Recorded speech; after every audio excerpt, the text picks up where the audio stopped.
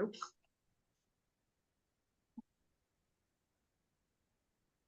We good? Good evening. Today is Wednesday, March 20th, 2024, 5 p.m. We are in the Brecksville-Brubby Heights Education Center, 6638 Mill Road, Brecksville, Ohio.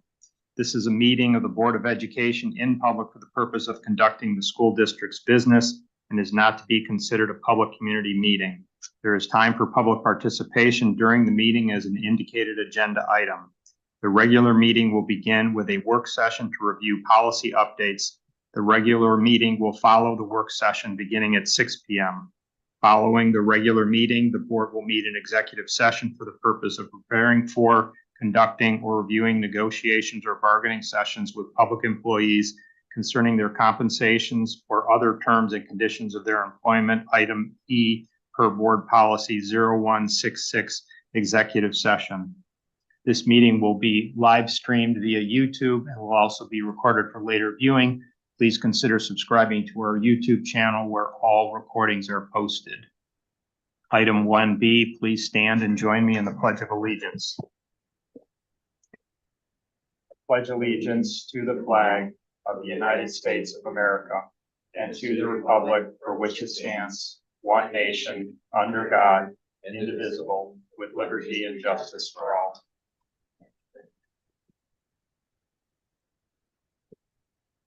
Item 1C, roll call. Mrs. Gaelick, Yes. Mrs. Kramer, Ms. Kwiatkowski, Yes. Ms. O'Mara, Yes. Mr. Dosum. Yes, Ellen will not be joining us this evening. Item 2A is work session on board policy, and it's at this time I'm going to turn it over to the board policy committee and let them do what they need to do, and the rest of us will just be passive observers. Awesome. Well, as a reminder, the committee is Lisa, Ellen, and Craig and I. And we also have Pat Corbett joining us. And just as maybe a quick introduction, he can introduce himself as well. But Pat is our Neola rep and who helps lead us through different Neola legal updates and policies and changes, and is kind of the expert in the area of policy that provides assistance to us as a school district, and we rely heavily on him. Pat is a retired superintendent.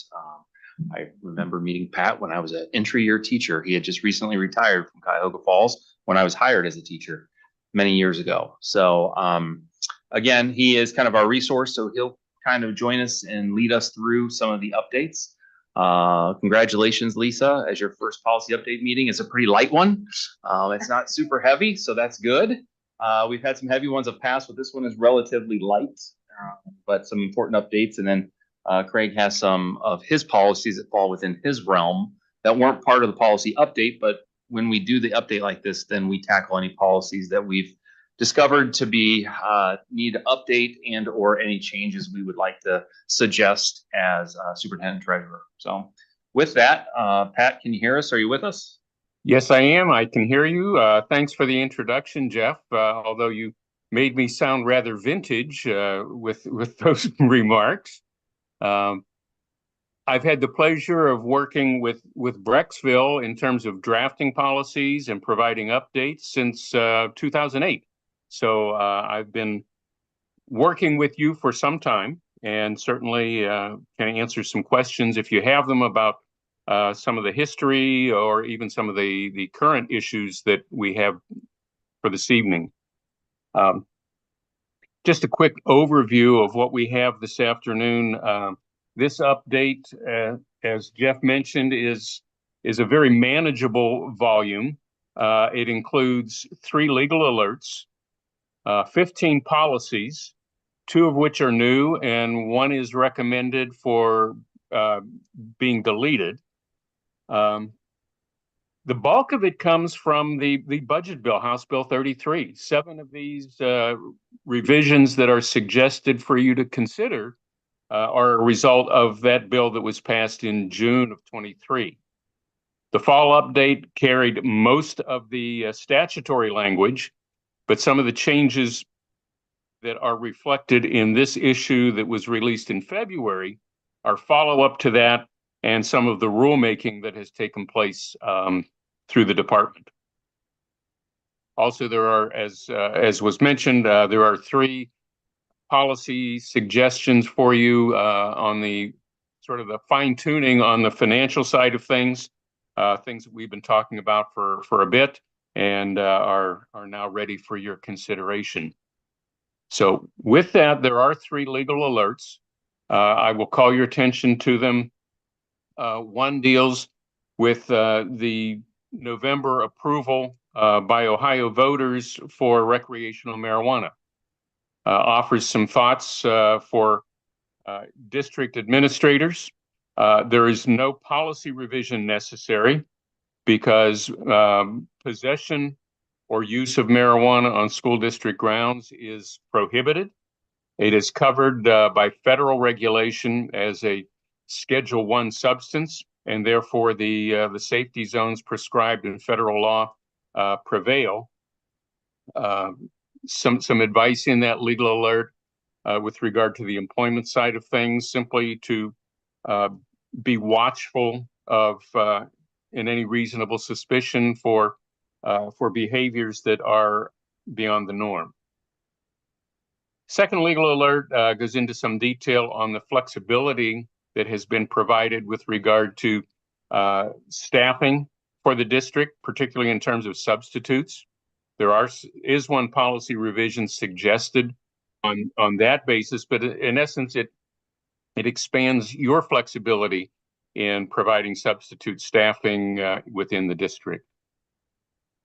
The third legal alert provides some comment on transgender issues with regard to House Bill 68 that has been enacted, and that deals with the athletics component, particularly those activities sponsored by the Ohio High School Athletic Association.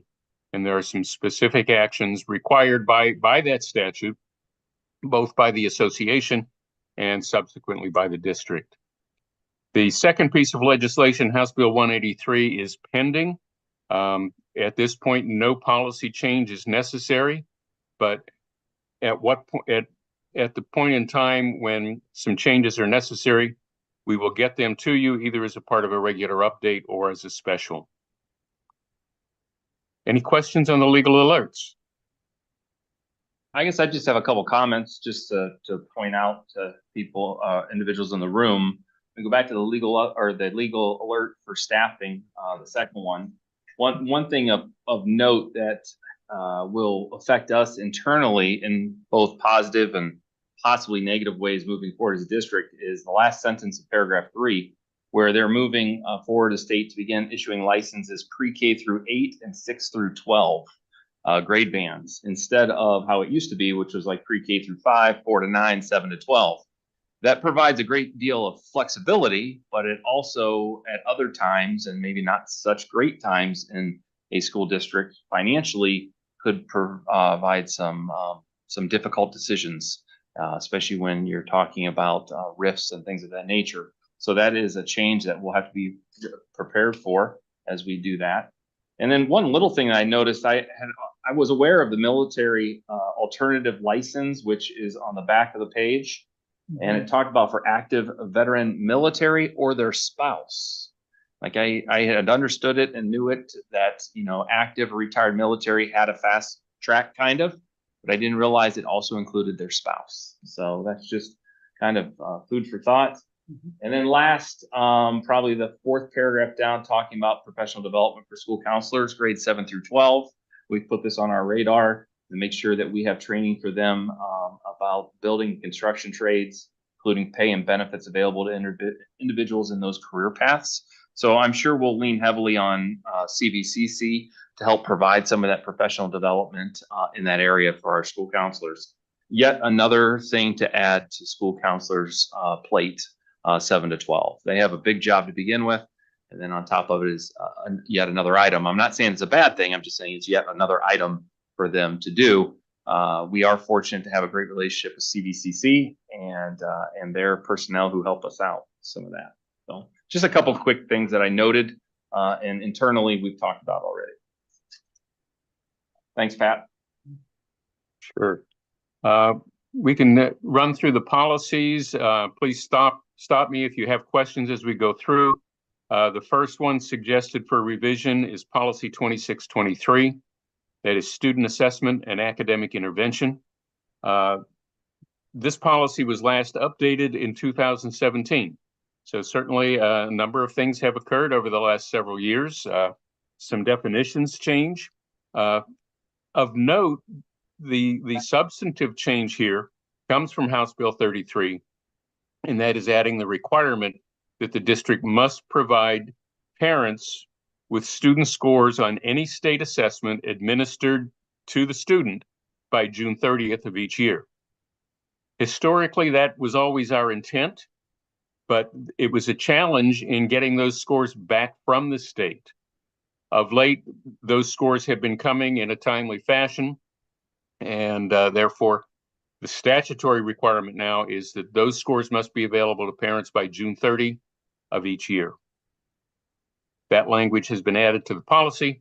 Also, some definitions with regard to different kinds of assessments have been modified within the policy as well.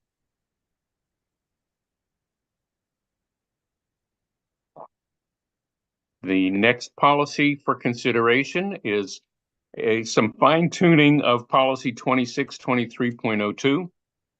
You last revised this in October of 23 based on the requirements of House Bill 33.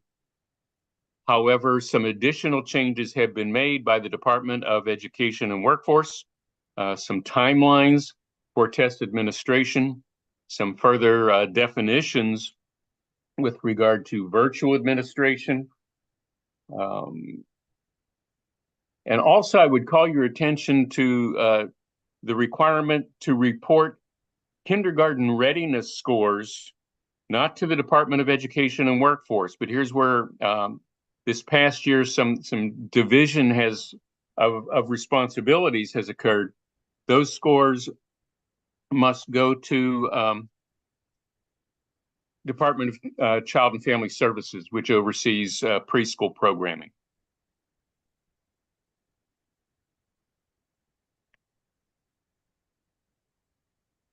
The next several policies deal with employment.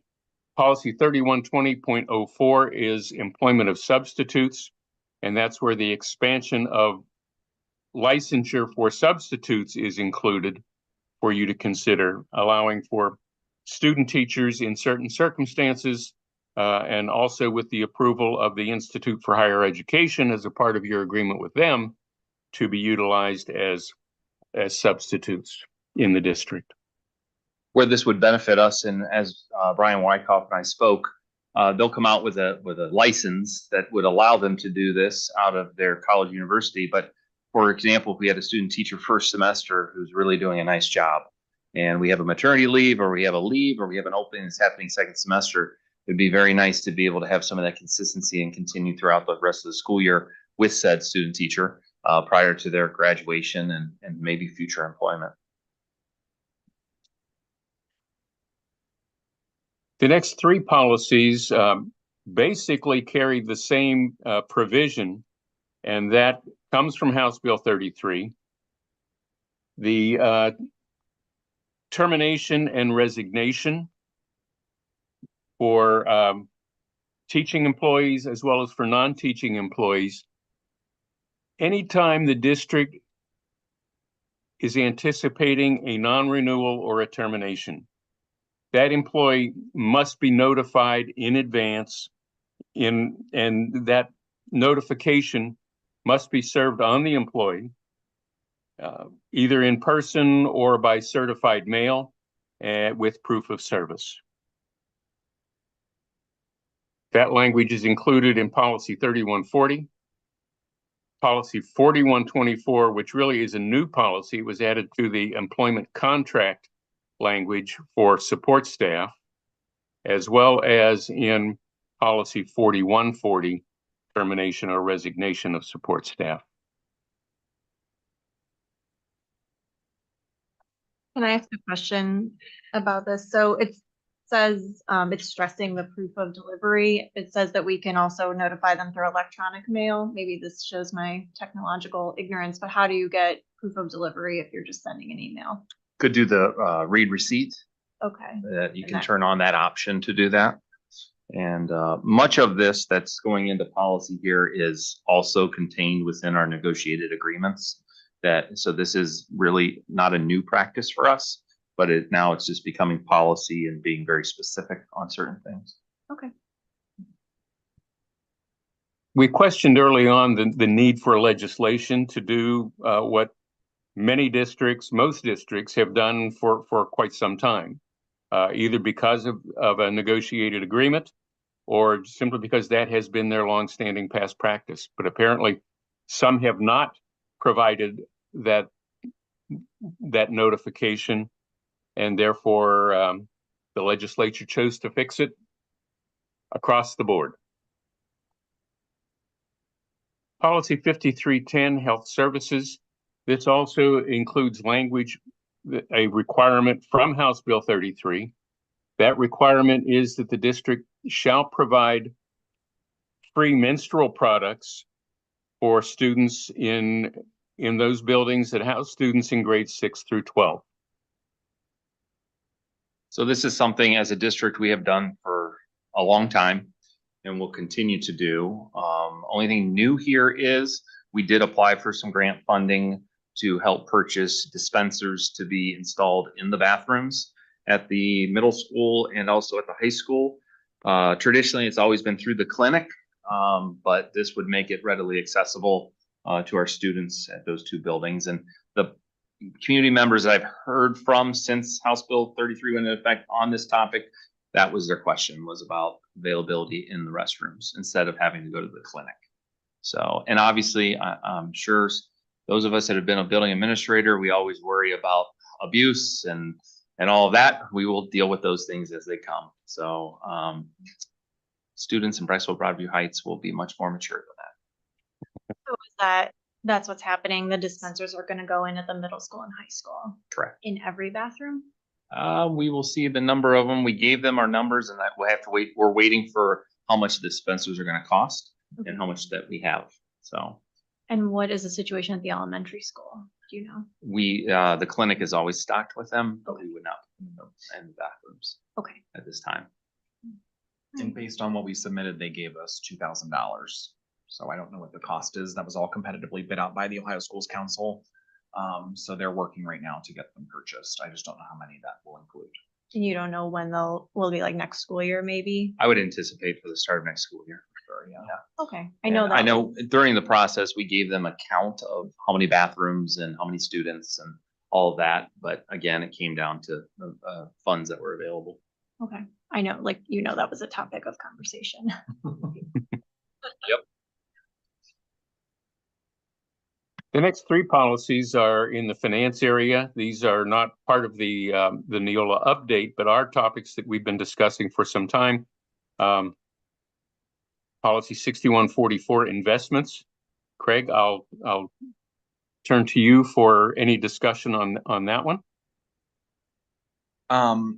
Basically, this was the last time our policy was updated was in 2007. And when I arrived, back then, before Neola had started working with the district, I believe some of these policies were crafted by legal counsel, and ours is very, very unique and different than other districts. Whereas I think that most investment advisors, and we work with Red Tree, but the district has also worked with Meter, prefers to work with either the OSBA or the Neola policies. So this is more of a plug and play. We're going to be rescinding the old investment policy and implementing the standard policy from Neola's recommendations. Again, just to point out, we do not have the ability to invest in very risky investments. So we're just taking the standard language here and updating it from 2007 to 2024 with their revised policies. Well, really, it was updated in 2021, I guess, from Neola, but we're taking their standard language. Policy 6215, cash balance reserve. The 6215, we had passed around some different examples based on the feedback I received. This kind of addresses both the low end of where the district would want to be in a 90-day situation. Again, we talked about 60 days is really getting very, very tight on the district. Most districts are adopting a minimum of 90 days in terms of where they want their lowest cash balance to be. This also puts in some automatic procedures of what Jeff and I would need to do as superintendent and treasurer to notify the board anytime that the 5-year forecast would indicate less than 90 days of cash and what the plan is to do with that. But it also addresses if we are at the upper echelon of cash balance and what that looks like, and then what else we would be able to do, which, as we all know, we're going through the strategic planning process. And so this would also allow the ability for a plan to be created to specifically tie to the strategic plan if we would have too much money per se. So this, we have a cash reserve policy, or we had one that was very generic, and this would replace that policy to be more, I guess, industry standard. And this is also, a lot of this is based on the recommendation of the Ohio Association of School Business Officials as well, to develop one of these that is more comprehensive than what we had. And the board would receive the information on this every time you do the 5-year forecast? Is that basically? Predominantly, because that's when we're going to actually obviously update the 5-year forecast, and it would indicate based on like any years of those forecasts that you would drop below 90 days, that plan would have to be talked about or created. So it's not monthly. We're not. Correct. Yeah.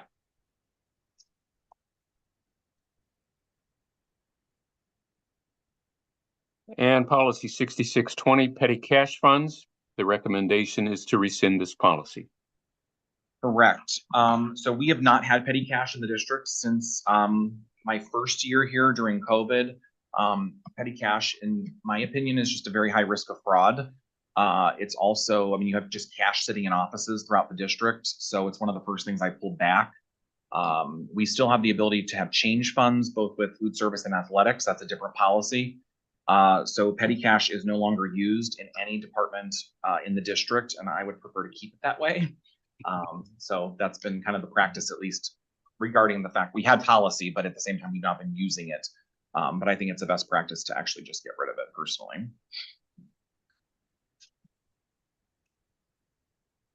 And that's The it. next 5 policies deal with transportation. Policy 8600, your overarching transportation policy, was updated in October of 23 to correspond to House Bill 33 requirements. Some additional items have been added at this time. One of note, expanding from just reference to school vans to other types of vehicles that the district may opt to use, and providing some descriptions and some restrictions there. And also there's some additional language that deals with transportation for students with disabilities.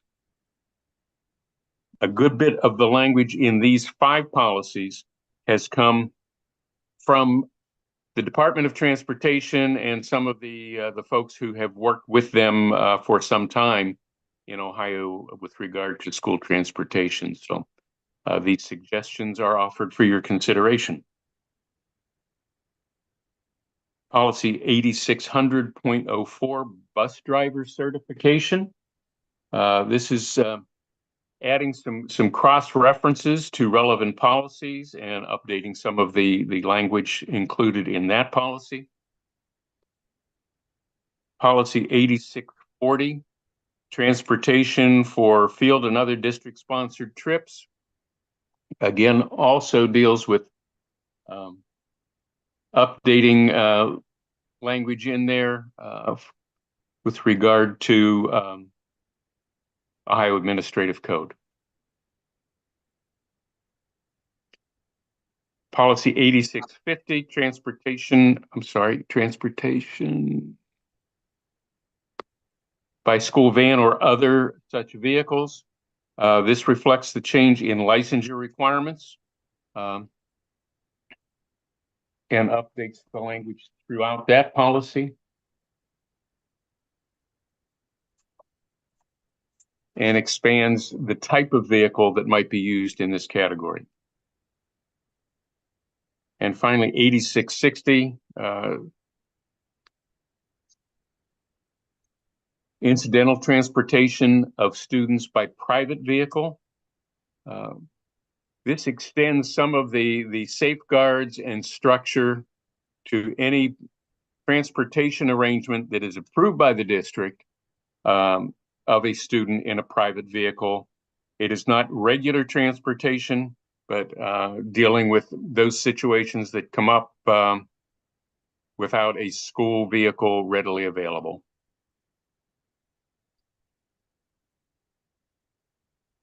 This is intended to safeguard students and also take a look, as you do in other aspects of transportation, to provide the structures and the licensure and insurance safeguards that should be in place.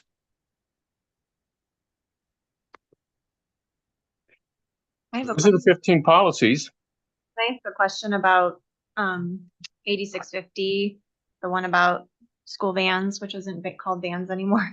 Right. So I see it looks like we're updating, like, what are the requirements for someone to drive a van? Do we have anyone right now who's not certified as a bus driver, but that's an employee that can drive a van? Is okay. Yes. So will this change anything for them, or no, not really? Okay. No, I don't believe it changes anything for them, but we do have and Craig can speak to it a little bit better, so please feel free to step in, but we have a classification of just van driver to be able to drive the vans, but also then any bus driver who has a CDL can now also obviously drive the van as well. We have, this policy mentions that 9 passengers plus the driver. We have to make some adjustments to, our BOSS contract, because our BOSS contract speaks to is the number 8. What is in the contract? 7. Yes. 7. So according to our negotiated agreement, we can only put 7 students in a van, but policy and law allows us to do 9. So it'll be a conversation during negotiations. Okay.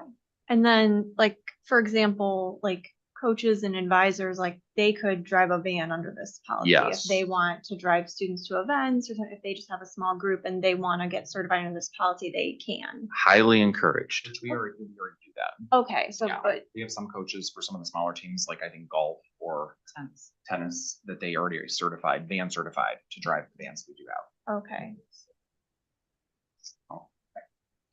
And like, for example, like summer shootouts and scrimmages for a basketball team, sometimes they'll choose to take a van or take 2 vans, so we do utilize them. We would love all of our coaches that are on the smaller side. Obviously it doesn't work with football, but smaller programs gives them a little bit of flexibility. I'm sorry, I'm asking that. Is it difficult to do? Like, it looks like it's a lot less work than. Isn't it like 2 hours training? Maybe more. They also go in the pool for the random drug testing Okay. when they choose to do this. So, a BE member or even a non-teacher coach, they would go in the pool for random drug testing. And obviously they're covered like under insurance and liability if there was an accident, like while they were driving. Okay. Yep. All right. I had somebody asking me about it. That's why No problem. I was wondering. If you know anybody who wants to drive a school vehicle, let us know and we'll get them signed up. My husband was asking about it. That's right. We can move bowlers around. Okay, sorry. That was all the questions. You sure? It's perfectly fine. I mean, I think as superintendent and being new to the district, even if I wasn't new to the district, I think every time we do these policy updates, obviously we focus in on the changes that we're making, but it's also a great time to review what our current policy is. There's a lot of policy to keep our arms around as a district. So, this is just another time to be able to take a hard look at them. So even when you look through these policies and see the updating with the color coding and the strike through and things, make sure also just to read the policy in its entirety. Just so you're familiar with some of the policies, because there's nothing better than when we make a decision or there's something upon us and we find out that there is indeed policy. So it's never a problem until it's a problem, is what a mentor of mine always told me, and that really puts on the policy. So it's something that I try to stay up on as much.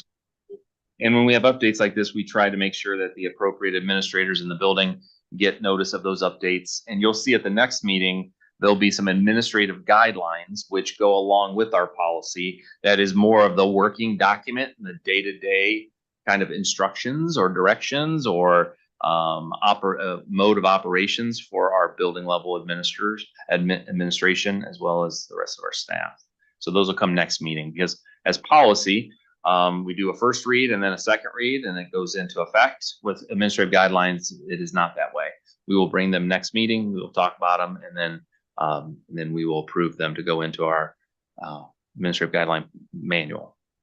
Can I ask another question that, I mean, we can talk about it offline too, but I know the high school was considering a class rank policy.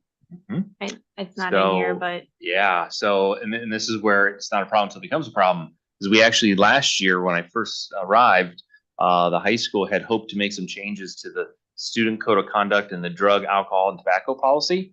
And they went through a great process to do it. They involved a ton of people doing it.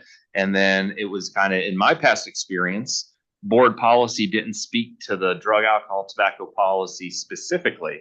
It just said policy referred to the student code of conduct. So just prior to a board meeting, Tish actually picked up on it saying, I think this is in policy. And indeed, our drug, alcohol, and tobacco policy was in its entirety in our policy, which requires the process we're going through now to change. We have since rescinded that policy and put more of, I don't mean to say generic, downplay it, but more of the generic policy that points us to the student code of conduct, which we approve as a Board of Education every year as well. So that allows for a little bit more flexibility and being able to change it, and not necessarily, it eliminates the problem of having it different in two different areas. Because if Tish wouldn't have picked up on that, we would have made changes in the student code of conduct, and it would have been in conflict with what is actually in policy. So, those are different things we've come up across the way. So when the high school finalizes their recommendation, they'll give it to me as a recommendation, and then we will tackle that policy in isolation, just like this. We'll have a first read, and then we'll have a second read, and then it would become active policy. Okay. If approved. All right. Just a quick preview of coming attractions. Typically, your next regular update from Neola would arrive in August, based on any legislative activity to occur between now and typically June 30. This is kind of an interesting year for all of us, in that the U.S. Department of Education has been engaged for some time in rulemaking processes on two very critical items. One of them is uniform grant guidance, how you account for and report on your use of federal dollars. A pretty comprehensive revision is underway. The regulations drafts have been issued and are in final review as we speak. We anticipate an end of April release of those regulations. So we would anticipate sharing a special update with you with regard to those changes that are required by the federal government. The other topic has been under review for 18 to 24 months, and that would be the Title IX regulations, both in terms of discrimination and harassment, as well as in terms of athletics. We anticipate the discrimination and harassment regulations to be released also at the end of April, beginning of May. If those come through, we will provide a special update for you. We anticipate that those will be effective as of July 1 and in place for the start of the new school year.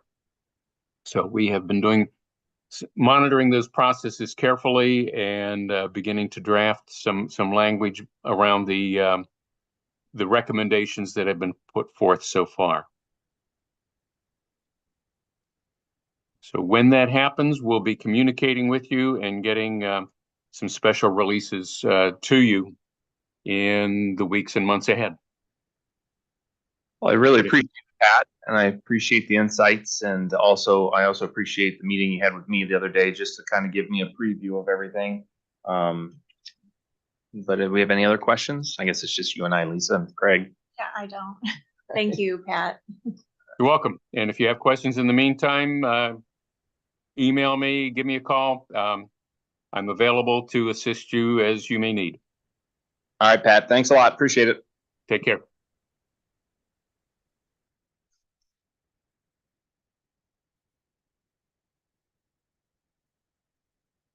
So for now, we're gonna take a break till 6. Yeah, we policy finished a little early, so we'll be on a little break here and we'll reconvene. I'm gonna do the 50,000 foot. Yeah.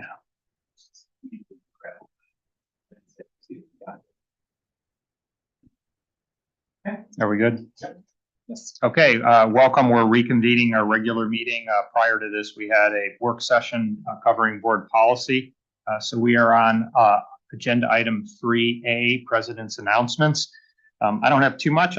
We have just so many tremendous things going on by our student body and our district. I'm just going to touch some brief ones, and then if Jeff wants to dive in a little more with a little more detail, I'll let him do that. But our Team Compass Leukemia Lymphoma Society Student Visionary of the Year campaign. It's going great. Swimming and diving accolades, gymnastics accolades, robotics, speech and debate, wrestling, youth and government, boys basketball team, indoor track meet. Those are what's coming in more detail by Jeff. I'm gonna postpone it to him, but just wonderful things going on by our students. So congratulations, and we'll get more details when Jeff gets to his announcements. Okay, we're going to move on to item 4, board appointments. Cuyahoga Valley Career Center report. Rachel Malik, who's here. If you want to give us a report, you can go up to the podium. And do we have a microphone? Okay. Thank you so much. Rachel, as of January, is our new district representative on CVCC. So Not too welcome. many updates. Thank you so much for That's having right. me today. So Congressman Max Miller recently visited CVCC's campus, and he had a lot of positive feedback and encouraging words to both staff and students. He actually pledged his support to our school, and we have a group of students that are currently right now with staff as well that are on Capitol Hill, and they are meeting with his office along with Senator Sharon Brown, and they're going to talk about career tech and some laws that could progress career training in high school. So really excited for that, but also really excited for the experience that the students are going to get from that as they learn about how important political advocacy is and how to actually do it. And just goes to the whole thing of how hands-on CVCC is. Construction continues to go as planned, and as you guys know, that's a big deal. That's actually exciting news, but I just don't have too many updates on the expansion and renovating. It's just going on target. And the last thing I wanted to note is that there are several openings, part-time instructor openings in the programs of HVAC, machinery, and healthcare careers. I just thought it was nice to note for our community since it's located right here in our district in Brecksville. So that's it. Great. Thanks. Anybody have any questions? Thank you. Great. Thanks, Rachel. OSB Legislative Liaison is Ellen. She's not here, so and I didn't hear any about updates. So she's not with us this evening. So we'll get back to that next month. Moving on to item 5, Superintendent's Committees. Financial Liaison Audit Committee is myself and Tish. No updates on that. We recently had an audit, so all is good on that. Permanent Improvement Committee, Ava and myself, and we had a permanent improvement. Well, I'll let you, if you want to make any comments. No, it was very enlightening because it was so, the scope was incredible. So I think we've got some wonderful things to look forward to, specifically looking at the plans, the architectural drawings of what the plan would be like for our future campus area. And of course, permanent improvements for a district that's been in place for such a long time. There's a long list. Yes, we've checked a lot of things off the list. One of the bigger things that we have, and we'll be getting to an agreement later in the agenda to approve an architectural firm to conduct a master planning effort on our whole campus. I know we still have the old Hilton School that's on our campus, and part of the master plan will be look at that and the entire campus and provide the board some guidance on, where we think we might want to go with master campus and what to do with that building, which should become clear after that, as well as some other things. I know we're also going to be approving, I think, to go out for bid for raising the high school floor, which has sunk over the years and caused some issues. There's no structural problems with the building, but we'll get to that a little bit later. Can I ask a question? Sure. And I don't know, I think this falls under permanent improvement, but has everything been resolved with the tennis courts? Okay, I just wonder, and not to bring, I know that we were in flux with that and working with that, but I haven't had an update in a while, so I didn't know. Yeah, then there hasn't been because we were waiting on the freeze thaw kind of season to happen to see what would if there would be any further cracking in the tennis courts. But on that, with the architect or the engineers, the construction group who did the work and the school district have recently began communications again. And it's kind of, we're getting down to the nitty gritty. We still have funds that are owed on that project that we have continued to hold until there's some type of resolution with the premature cracking that is already taking place on our brand new tennis courts. So there'll probably be the April meeting will probably have a better update, because I believe we have a meeting between now and the April meeting to see what resolution we can come to. We are not happy about the premature cracking of the tennis courts, and so we're kind of pushing back a little bit to see where the failure in design and or construction may have happened. And that's kind of where it stands. Okay. And just to note, right, like the tennis courts are completely still, they're functional. The boys team, because it's spring season, they're able to utilize them. Absolutely. That's not a problem. It's not harming our student athletes. No. But we're in the middle of trying It's to figure cosmetic out. at the moment, but Yeah. it will become an issue as time goes by with the wonderful freeze thaw that we have in Northeast Ohio. Thank you. And we do have plans for next meeting to do a larger overview of permanent improvement. Okay. So I think Ellen couldn't make this evening's meeting, so we decided to push that to next month. That way all of us could be here so we'll get a deeper dive on permanent improvement next month. Board Policy Committee, Lisa? We just had our board policy work session right before this meeting. So if that interests you, you can rewind the YouTube and listen to it. And we have 15 policies on the agenda for tonight for a first reading. Okay, very good. Transportation Appeals Committee, myself, we've had no appeals, so all quiet on that front. Safety and Security Meeting Report, Ava, do you have anything? Nothing. Okay, no updates this month. Schools Foundation Report, Tish? I have exciting stuff to share for the Schools Foundation. Schools Foundation last month in February held their Buzz Around the World large fundraising event. I know several of you that are in the audience were at the event. It was fantastic. It was a great event. They raised a total of $19,077.90. So they were hoping for 20,000. So they're just a little bit shy, but still a great turnout. They had just over 90 people attend. Like I said, it was great. If you didn't attend this year, you should think about it next year for sure. Schools Foundation wanted to make sure that I shared their extreme gratefulness and appreciation to the staff from BBH that attended, and also the recipients, the teacher recipients of the grants that they fundraised for. They were so touched by all the staff members that came, especially the teachers, again, that have received their grants. It was very exciting for them to talk to the staff that have received those funds and what they've done with it. So they just wanted to make sure that you guys knew how much they appreciated that face-to-face interaction with the staff. I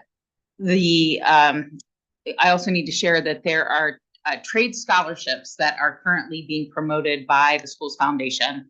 I believe there are 2 of them. I just spoke with Mrs. Malik tonight. We're going to make sure that those scholarships are communicated to our students at CVCC. There is money for those seniors out there to continue their education in a trade. And we want to make sure that the community knows about it, and especially CVCC, and that our students are applying for those. So they are heavily promoting that. And then with regards to the application process for the money that they just raised for teacher grants, they want to make sure that our staff know to please apply. The deadline will be after summer or after the school year ends. I probably get that right after summer, beginning of summer. The awards will be given out by August 15th. If teachers have any concerns or questions, they said, please reach out to Kevin Granewski, who does the grants via email, and he will work with you one-to-one to make sure that your application looks great, help you process it and tweaks it. Their key messages: they want to give this money to teachers, and they want they want you guys to succeed with your applications. So that's about it. I hope I covered it all. Yeah. Great, thanks. Sustainability Committee, Ellen's not here, so we'll skip that. Oh, you do have something? Okay, sure, go ahead. We were able to secure a booth on April the 21st. The city is going to hold an event for Earth Day.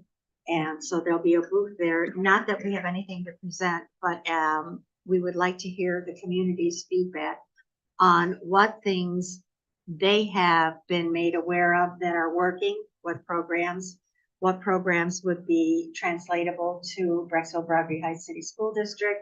Just kind of a feedback. Tell us what you know, and see if we can create some sort of bank of ideas from which we can move forward. Okay, great. Sorry, can I ask what's we, like the school district, or Alan's gonna be there? The school district, what we would do then is bring back the ideas and then talk. For sustainability? For sustainability, correct. Because she had asked if I knew of any initiatives, and I don't anymore, in terms of hard and fast initiatives that are going on in the various school buildings. And I says, probably would need to do an audit of what's happening now, who's providing the service, because no matter what, all of it is labor. And so all of it is volunteer labor. And so you need to get people to get on that train in order to be able to make some of these things happen. And you teed me up perfectly, because I talked to Ellen and I spoke, and at the April meeting, we're going to have a few district employees present some of the sustainability initiatives that we're currently doing in our buildings, as well as I will have Brian Koss here at the meeting to talk a little bit about some sustainability initiatives that people have mentioned to us and would like to see or would like us to explore. And he will be able to provide a lot of valuable insight into what is possible and what is not possible. Because sometimes some of the sustainability initiatives sound great, and we have these companies who approach us to do them, and then we don't necessarily have the facilities and or space to do some of what is what they're asking us to do, as well as Brian Koss and Leonard Kessner. They have looked at the ROI, because it's one thing to do a sustainability initiative, but if we're going to do the initiative, what is the return on investment? And so they'll have some very good information to share with us. But there is a relatively strong committee at the elementary building with a few community members as well that we will try to highlight some of the stuff that they've been doing. So the event is, by the way, at the greenhouse on April the 21st, and the booth or table will be from 10 to 2, will be manned by either Ellen. Okay, very good. PSO report, Lisa. Okay, PSO Council presented their executive board slate for next year, so they'll vote on that at the following meeting. I know some of the school PSO units are still looking for volunteers for their committees, so if you're interested in getting involved with the PSO at the school level, you can reach out to your student's PSO unit and let them know. At the high school level, senior families can purchase yard signs for their student through the high school PSO. The deadline to order is this Sunday. March 24th. The middle school PSO will be holding their Scholastic Book Fair after we get back from spring break and the eclipse day. So April 9th through the 12th, and they need parent volunteers to help with that event. And the elementary PSO has been pretty busy. They held their Coin Wars fundraiser in the beginning of March. And so what Coin Wars is every day they ask families to send in just coins with their students. So the first day's pennies, then nickels and dimes and so on. And they ended up raising $7,700 with coins. So, I know, right? Actually, Westfield Bank, who does banking for the PSO, they counted them. So every day, volunteers from the PSO would go around to every room and collect the coins, and then someone would take them to Westfield, and they have a machine that runs them. So no. Is there any Bitcoin in there? They did. The one day somebody posted on the PSO page, somebody drew an adorable little drawing of a dollar bill and put it in there. So unfortunately, Westfield wouldn't accept it, but and then each of the grades competed against each other to see who would send in the most coins, and the first graders won, and their prize will be a glow lunch. So that will be very fun. The PSO also helped coordinate a STEM themed assembly for all grades in March that was presented by Mad Science. They also sponsored family math nights in partnership with Mathnasian of Brecksville. That was a 2-night event, and students participated in various math games and activities. I volunteered at that. It was very fun. Everyone had a really nice time. The next PSO council meeting is Thursday, April 4th, in this room. That's it. Great, thanks. Moving on to item 6, superintendent's announcements. I'll turn it over to Jeff. Awesome. I just have a couple highlights to talk about or speak on. Number one, we have a meeting tomorrow with Jim Crooks and Dr. Martin and the consultant group from Seymour to discuss and go over the draft of the community survey that will be deployed later this month and into April. So I know I've shared that with the Board of Education members through my update. I've taken some of the feedback that you had and questions, and we're going to kind of get that all buttoned up tomorrow. Remember, that's the scientific survey that will go out mainly through phone calls and polling the community. So please spread to your neighbors and friends if they get a call asking to be surveyed about the school district. It is legit.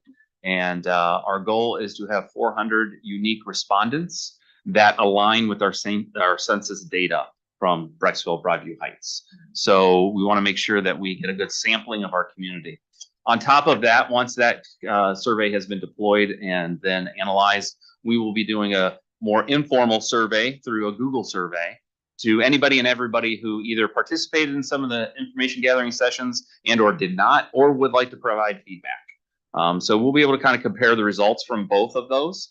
Hopefully it will just further solidify the information that we will gather from the scientific survey so that we make sure that we have a good sampling from our community, from all stakeholders. So that's important throughout this process. As I have the past couple of weeks, just a quick update on kindergarten enrollment for next year. We currently stand at 220. So we're still lagging behind last year's numbers at this time. And again, our current kindergarten class is at 250. So just keeping it on the front burner. Enrollment is something we talk about all the time. It's not abnormal. However, I do talk about it a little bit more often right now because of some of the concerns that have been shared with us over the year or years about enrollment at the elementary building. So we are kind of on pace with what was predicted to be our enrollment, and we'll see if it continues in that fashion. A quick update, our next board meeting in the month of April, because of some conflicts with members of the board as well as maybe the administration, we will move that meeting to April 24th. We will put it on social media. We will put it out in a notice, but just next month, we will be on April 24th, 1 week later than normal. So if they don't hear about this, they'll show up 1 week early to the meeting next month. As March is often referred to as March Madness, it is truly March Madness. If you have ever been in a school building during the month of March, as we march towards spring break, it gets a little maddening at times. And I think everybody's on edge and ready for spring break. And so I thank our building administrators, our teachers, and our students. Just getting to spring break is always an adventure. A mentor of mine always said, Jeff, you have to earn spring break.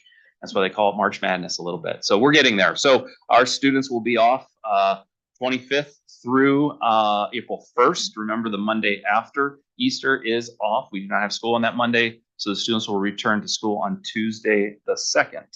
And last but not least, I want to send out just a quick thank you to Mrs. Hayden and her 3rd grade class. I had the great opportunity of visiting with them last week and being a mystery reader. And anytime you're having a bad day, you can just spend some time in our elementary building and it will truly brighten your day. The opportunity I had to be in that classroom as well as various other 3rd grade classrooms was amazing. And I set the students up. I always ask them who their favorite 3rd grade teacher is or 2nd grade teacher. And usually they get that answer right, meaning whatever teacher's classroom we're in.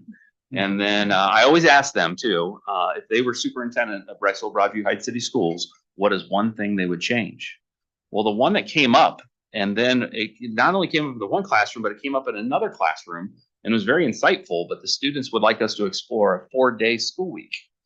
And they were very convincing of that, about mental health and they also felt as though the day that they had off school that the teachers could get professional development. So they were very specific as to what would happen on these days. So I enjoyed my time in 3rd grade again. It's always a special group for me, near and dear to my heart, being 3rd grade. So it was a lot of fun. Mr. Dosen gave me the great pleasure of maybe going over a little more detail, but as you can see, we have like chapters and pages of student accomplishments. And what is always so nerve-wracking is I want to brag about these students, but then ultimately you're going to forget or leave someone off. So in an effort to make sure we don't do that, I just want to highlight 2 in particular. Number 1 is Team Compass. And if you remember, I think it was the last board meeting they were here and presenting about their fundraising efforts for Leukemia Lymphoma Society. Those young ladies and then the group that they led won the competition. And they came in, I believe their final total was $114,000 they raised in 7 weeks. That is simply amazing. Simply amazing. And what a great job by those 3 young ladies. The life skills and life lessons they learned in planning and executing that campaign for 7 weeks will be something that will stick with them for their whole lives, as well as the other students that were involved. They were just the leaders.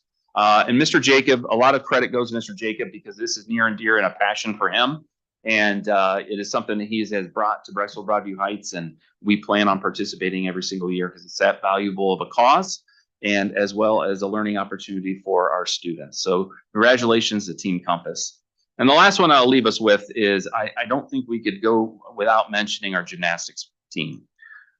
Simply amazing the fact that they have won 21 straight state championships, the longest streak of any high school sports program in the country. But that's all well and good. But I guess what I would tell you is what makes me most proud is one, that they are truly a team. Before I came to Brexville Broadview Heights, I was an athletic director for 10 years, many moons ago, and I used to host gymnastics meets all the time. And schools would come with 1, 2, or 3 athletes, and Brexville would always come in mass. And they are truly a team. But I guess what I was most proud of during this last run was their grace, their class, and the way that they represented Brexville Broadview Heights, even if they won or if they wouldn't have won the state championship, because they were faced with many difficulties that adults would have a difficult time handling. The scrutiny and media attention that keeps reminding everyone that it's been 20 years in a row, now it's been 21 years in a row. We're still talking about 13, 14, 15, 16-year-old young ladies that are taking this pressure and internalizing it. The team and the program led by Maria Schneider and also Mrs. Ganem do a great job preparing these young ladies for that and their lessons that they're going to take for the rest of their lives. But in particular, during the state meet, they were subjected to maybe some unsportsmanlike conduct by some fans of other schools, and they handled it like a champ and a true class act. And that's what I want people to know about our programs and about our students and about our coaching staffs, that when they're at competitions like that, they are representing Brexville Broadview Heights in a first-class manner, and I couldn't thank them more. That's just the out front example of that type of work that's done in our district, but it's throughout the fabric of our district, and we hope to continue that. So congratulations to that team. They have done an outstanding job, and I'm sorry, but if I go through the rest, Craig will kick me under the table, as well as I would leave somebody out and I feel terrible. So we'll go ahead and move on then, if you don't mind. They are all over social media on the website. Yeah, and just to, I'll just throw one other comment on there, because again, the gymnastics team, their accomplishments, and in particular this year, are quite remarkable. Cleveland.com and the Plain Dealer did a series of articles on the gymnastics team, and they did one. The final one was covering what you just said, the adversity that they had to deal with during state championships. Remarkable young women and staff and coaches. So if you get a chance to read it, it's a good read. And congratulations again to everybody. That's right. All the wonderful things. Okay, so we're going to move on. Item 7, treasurer's announcements. I'll turn it over to Craig. Thank you, thank you. So I will invite Josh Haynes up to the podium. One of the changes from House Bill 33 was that we've been receiving student wellness and success funds from the DeWine administration, focusing on mental health and wellness. They have indicated that they would like some additional requirements of school districts. So that is what we are fulfilling tonight, which is a presentation that he's going to do in under 4 minutes. I'll keep it quick. And it's going to talk about the funding that we receive, how we're using that funding. And then we will, of course, later, it'll be basically be passing the plan and how we're using the money. And then this will also get published to our website. So the 2 requirements of House Bill 33 is that we have to talk about this in a public board meeting, pass the plan, as well as then post it to our website. So that will happen after this meeting, hopefully, but I will turn it over to Mr. Haynes from Pupil Services, who hold this together for us. Perfect. Thanks, Craig, and good evening, everyone. I'm Joshua Haynes, and I'm the Pupil Services Coordinator. I work at the middle school and high school. And I'm here to present about the Student Wellness and Success Funds. Just give a quick overview, less than 4 minutes, and its impact here on the district. This is under House Bill 33, and these funds were set to provide initiatives to support wraparound services for our Ohio students and our students here in the district.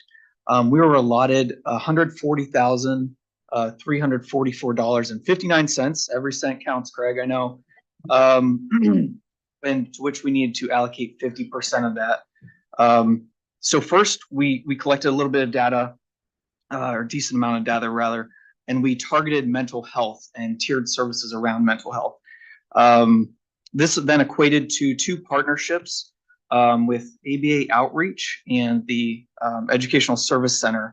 So Craig, if you roll to next few, keep on going. I didn't want to bore everyone with that. And Craig, I knew it'd take over 4 minutes. So here, and in the world of pupil services, we use a lot of acronyms. So I'll try to translate as I go.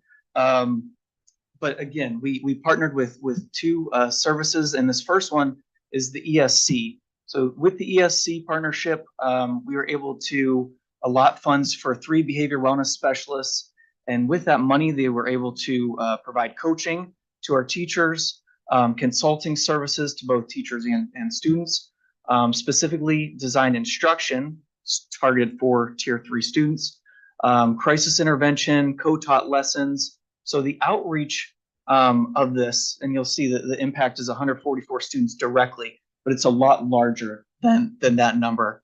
And it's hard to quantify what that would actually be.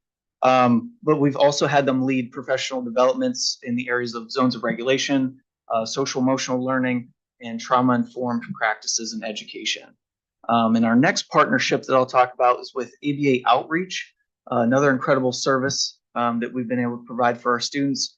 And with this partnership, we have 1 daily BCBA, which is a board certified behavior analyst, their support, RBTs, which are registered behavior technicians, and they've been able to provide a lot of professional developments that have reached a lot of our students. Now, 33 students here, those are just for consult, and FBAs, which are functional behavior assessments, behavior intervention plans. So again, those Tier 3 needs. But again, their reach is a lot larger too, with those Tier 1 and Tier 2 coaching and professional development opportunities. They also work with 5 high needs classrooms. So they've provided a lot of excellent support there. Now, outside of those funds, Craig, if you go to the next slide, we've also partnered with Mindfully. So Mindfully was previously Nancy Lowry. Nancy Lowry and Associates. And with their partnership, we have 3 counselors across the district, and they meet with 113 students directly, and they've provided over 1,500 visits for those students, both in person and telehealth. Now that is all outside of those funds, but I wanted to include it because it's part of mental health, and our effort as a district to provide those services. I feel like I'm doing okay, Craig. I feel like I'm under the time. I'll finish up here. I did give you all some links to look at. Here's our Department of Education and Workforce, their comparison guide, our actual fund that we've created, our funding plan, and then 2 pieces from ABA Outreach, and then 1 from Mindfully as well. So we're excited for next year and to continue to use these funds. We think that they've been quite beneficial, and they've been able to reach all of our students across tiers 2, across 1, 2, and 3. So we look forward to using them again next year. Yeah. Could you make a distinction for everyone as Sure. to what tier 1, tier 2, tier 3 would be? Yeah, absolutely. Absolutely. So when we think about students in tier 1, we think about 80% of our population, and being able to basically with tier 1, be able to give what are all students receiving. When we get to the latter tiers, we then look at a breakdown of 15 and 5%. So at tier 2, we're looking at about 15% of our population and how we're able to address their needs. And then once we get to tier 3, that means that typically tiers 1 and 2 did not work. We now need to intensify what we're doing, and that's where we see those tier 3 services. And I guess I'm asking the question Oh, because sure. I think everyone needs to understand, and I know Tish can really speak to this as to how specific that data gathering is, how labor intensive the Yes, right. distinction between or among the tiers is, that it's not just willy-nilly, oh, it didn't work for you, so we're going to go Exactly. to the next tier. Right. So it requires a lot of hours and a lot of manpower. Yeah, and I'm glad you said that. And part of our plan that I didn't want to take too much time on was that it talked about the MTSS process, how we get from tier 1, that didn't work, let's go to tier 2 and tier 3 to provide those intensive supports for our students. Yeah, thank you. Absolutely. Thanks, everyone. I had some questions. Oh, but yeah. Yeah, so just so that I'm understanding it correctly, Yes. so our tier 1 supports were coming from the ESC through professional development, but there was some direct service. Oh, yes. Okay. They've come from both ABA and ESC. Oh, okay, all right, Yes. so that's where I guess my confusion was lying, was Sure. between, you know, what was available to our 80%? Yes, You know, and yes. then as students needed more, Yep. what was available there. How do these students get the services if they need them? Let's speak. So if we specifically to the behavior and wellness specialists, this is something that's communicated by the principals at all levels, where they reach out. Correct me if I'm wrong, but it's 1 at the beginning and then 1 at the midpoint in the year. A communication to parents of the counseling services that are provided by those by Mindfully. Yes. Now, when we look here, these are usually typically referrals from our counselors that they need a little bit more support. So then we go down to the tier 2 and tier 3. And parents are informed of this. Yes. Just make sure. So, but you said Mindfully was outside of the wellness plan. That is something you've been Correct. offering for a while for Yes. any student that needs it. Yes. Parents are made aware if there's a referral. Starting last year, I believe, was our partnership with Mindfully. Okay, that was Insurance considered. base, yes. Yep. And we didn't talk about the data, Sure. because I'm sure I'm gonna get emails, but Yeah. we have students, we have data, because I know that it gets collected. Sure. Students are struggling with social, emotional, and mental health. Yes. That's been, well documented, especially with the pandemic and coming out of the pandemic. I know we don't probably have outcomes, but can you speak to how these services are being received and if they are helping our Sure. students. Yeah. So what we see mostly with our behavior wellness specialists, they're tied to IEP services. Mhm. And we're able to see, and we're able to track through data collection of specifically designed instruction, their IEP goals, really specifically how we're able to fade and look at different percentages and how they're increasing. Craig, can you go to the next one for me? Up or down? Down, please. As we look at ABA, they put out quarterly statements for us, quarterly, not statements, but impact statements, I guess, of what all they have in place. And typically what we see is these are also tied to IEPs as well, and that's a really easy quantifiable way to look at students' growth. Okay. So when you're talking about, I'm assuming then, and I'm sorry, gentlemen, because I know you wanted this in under 4 minutes. Not me. Now you're into Who's Craig? now you're into the Yikes. things that Going. I click out on. Yes. I understand. So I understand the data from IEP, and I'm Sure. assuming that when you say students with disabilities that require a specialized, individualized program, that's your tier 3. So Correct. Yep. for all students who may be struggling, I mean, I know we have our own counseling Mhm. services. Is that mindfully then that's available to those students? I guess I'm just having a hard time. Maybe I'm not Yeah. understanding. Yeah. What, More has to do with the types of issues that we're having. okay. So our behavior specialists can go into the classroom and do whole group instruction. They can provide support and they do coaching with the teacher and with the students. They might help us out at lunch and recess time and do some individual small groups Okay. and small group work with the children. Our BCBAs help us with identifying those that we've thrown our resources at and are still not responding. They might need a functional behavior assessment. They might need Okay. behavior improvement plan. So the BCBAs help us in that aspect more. And then those that need to see the therapist or need to see the folks from that group are usually coming to us from a different area. They need different kinds of supports that aren't necessarily going to be provided through just a behavior improvement plan or contact with that behavior specialist providing supports and coaching. Thank you. That helped clarify Sure. for me Oh, a little good. bit. And then Good. I know that that's all.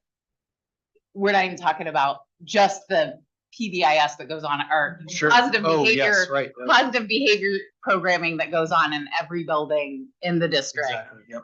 Every day. So, I mean, I'm not getting into that. I was Sure. just trying to understand. So thank you for the clarification. Absolutely. Yes, sir. Just briefly, what groups of issues, what are the top 3 categories of issues that kids are dealing with? Sure. What percent of the population? Yeah, absolutely. I don't have a percentage to answer the second one. So, Unfortunately. yeah, Go ahead. yeah, no, so I appreciate your interest, but this is a board meeting, so the public only has an agenda item where it's hearing of the public, so it's not really an open Q&A for the public, so appreciate your interest. You might be able to connect with him afterwards, though. Yeah, by all means, we can connect after the Yes. meeting or at any other time. So Okay. thank you. Perfect. Well, thank you, everyone. Appreciate Can it. I Thank you. ask a question? Yeah. You, I did not see your hand up, Lisa. Oh. I will. I have a quick question. I Sure, promise. sure. So we have 3 counselors from Mindfully. Yes. I thought we just had 2. Was one recently added? So yes, so we have one at the elementary. We have 2, one at the elementary who shares the elementary and high school, and then we have 2 that replaced the last one. So that puts us at 3. There was one who recently stepped away. So 2 part-time have taken over the middle school. I understand. Okay. All Okay. right. Perfect. So like equivalent of like 2 full-time, basically, but Exactly. 3 Yes. physical people. Yes. Okay. Yes. All right. Okay, I'm gonna run back to my seat. Does anyone have anything else? Craig, you really frightened everyone. Thank you, everybody. Really good at Thanks. it. Thank you. Thank I you. was planning for the extra questions, right? They knew. All right, Dr. Craig, Martin also does. you're still on I know, I treasurer's don't have any announcement. other announcements, so we're gonna move right along to Oh, community communications, okay. which we have two, so All right. Mr. Dosen, you can read the statement. All right, we're on item 8, community communications, hearing of the public. Hearing of the public, persons wishing to address the Board of Education may do so at this point. No formal action will be taken on subjects that are not included on this agenda until the board has had an opportunity to study them. Comments regarding personnel must be submitted in writing through the office of the superintendent in order for the board to complete the planned agenda in an effective and efficient manner and to provide sufficient opportunities for members of the public to be heard.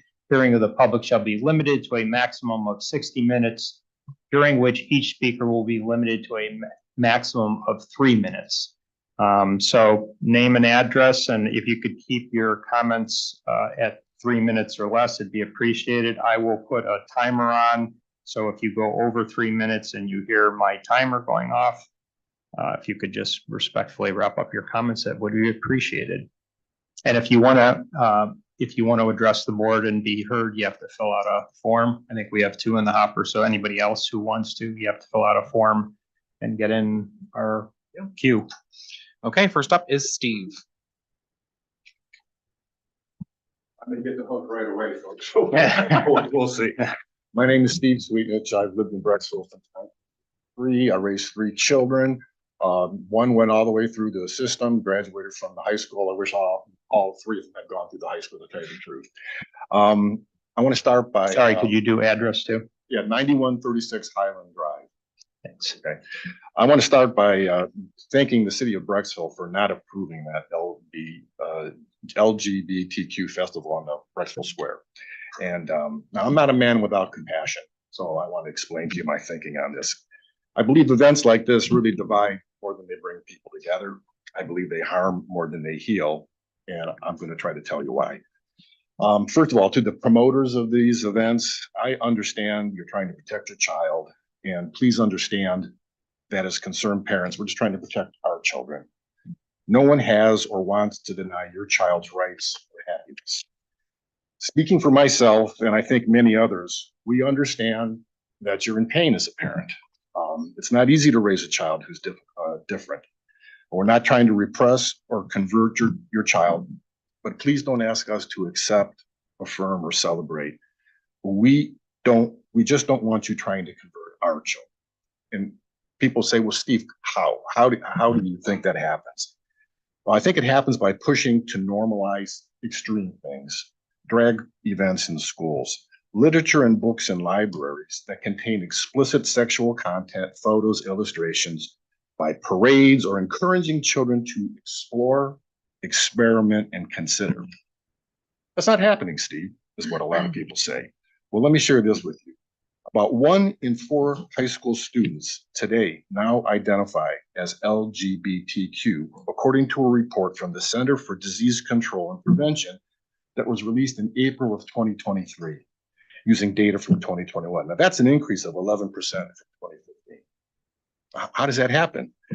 Well, I think the evidence is enough that promoting these lifestyles has a profound and a dangerous effect on impressionable children.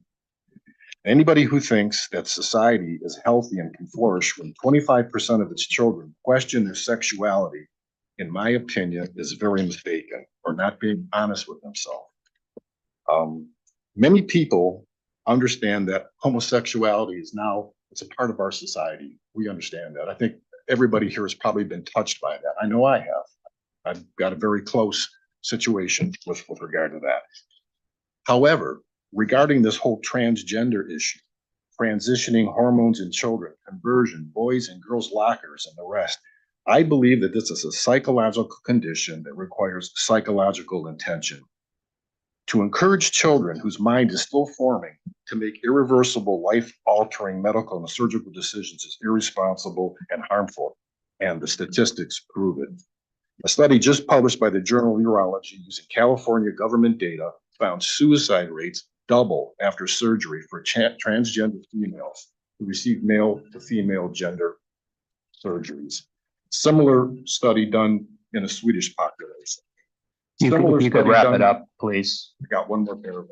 Similar study Well, done by the that's Williams. not one more pair. I'm sorry. Finally, I Last- cannot think last that statement. children want to be made a spectacle or a cause célèbre. They just want to fit in. Is it possible that most of the effort to promote these events is really just to make parents feel better about a very difficult situation, not the children? Thank you. Thank you for your comments. Sorry, Amy? Hi, Amy Kuzer, 10626 Partridge Trail in Brecksville. I have 3 children at the elementary school. My oldest son, Michael, is in 3rd grade. He has Down syndrome, and his younger brother is also in 3rd grade. And then I have a 1st grade daughter, Elena. And I wanted to just take my 3 minutes and highlight how amazing I think the staff is at the elementary school. I think they're so talented. So first of all, I drive my kids to school in the morning and we walk in because I meet my son's aide. We do a little handoff. And I'm also heavily involved in the PSO. And I mentioned both these things because I have the privilege of having more visibility than I think the average person into the school. When we walk into the school every morning, the lady at the front desk, she goes on the other side of the windows and she makes binoculars at my son, Michael. And they laugh and they giggle and they go like this, and Michael laughs and he starts his day off on just like a very happy note. And it just reminds me of the kind of place that my kids are blessed to be at. Michael's intervention specialist, she is brand new this year, and that freaked me out. Mr. Harrison, you call our district a destination district, and I love that term. And I can tell you hands down, the new talent we have attracted reflects that. She has exceeded every expectation I have as a special needs mom, and those are high expectations. She is just amazing. His aide is teaching him to be so independent. His gen ed teacher has given him more opportunities of inclusion than he's ever had. He's making actual peer relationships this year with kids that he's choosing to play with over his brother. That never happens. So that is just a wonderful thing to see. I did not know Pupil Services was going to give that presentation. I pre-wrote this, and what I wrote was that the addition of behavior specialists in our school have monumentally changed my son's trajectory. They are so collaborative. They are so wonderful. They have given new ideas that have been fulfilled, that have just made his behavior and his excellence from last year to this year such a large change. They have been so awesome. And I would be remiss to say, I didn't know they were going to be here. How lucky we are to have our administrators at the elementary school. They model leadership. They jump into every situation, small or big. There is not a small thing for them. They're helping every single person who needs help at that school, and they're making the kids all feel so welcome. They're just setting really awesome examples. And yeah, my last thing is tomorrow is World Down Syndrome Day, and the elementary school is celebrating by wearing mismatched socks. Everybody's different, and chromosomes look like socks. So that's kind of the 2 reasons. So my family did bring you guys some socks, just to thank you for your support for our students and also our staff, especially our staff at the elementary school. So. Great, thanks. Amy, you can have a season ticket to board meetings if you'd like. Yes. We could just add an agenda item, known as, the world through Amy's eyes. How well he's doing. Yeah.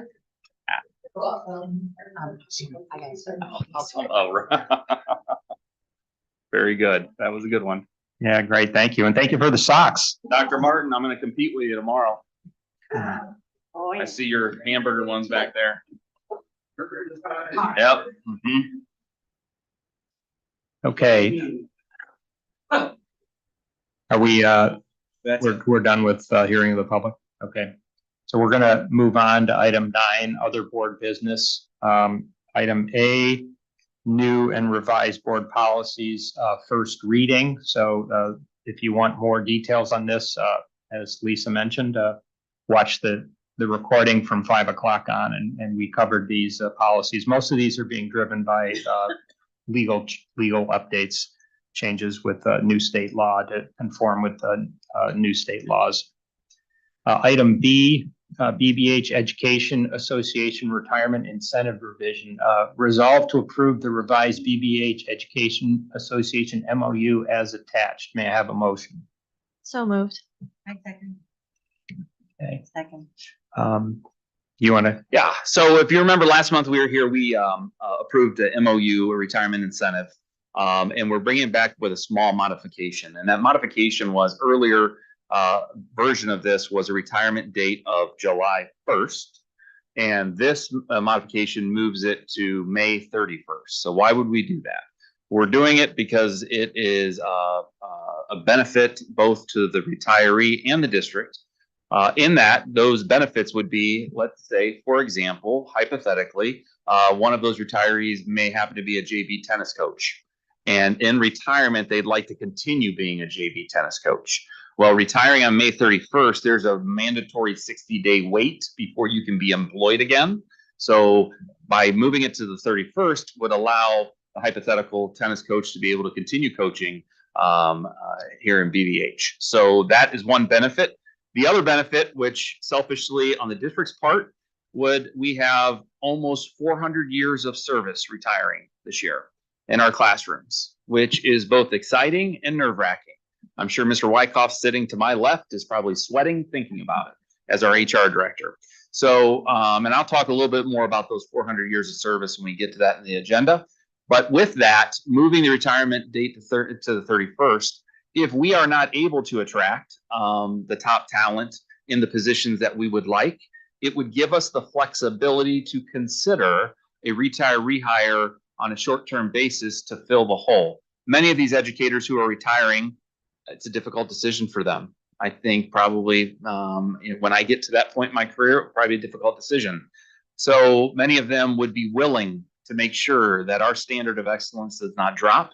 And if we're not able to find the top talent that Amy mentioned, we will have the flexibility to consider a retiree hire for a short period of time. So that's why the change. Everything else is the same. The provisions are exactly the same. It's just the change in the date. So thank you.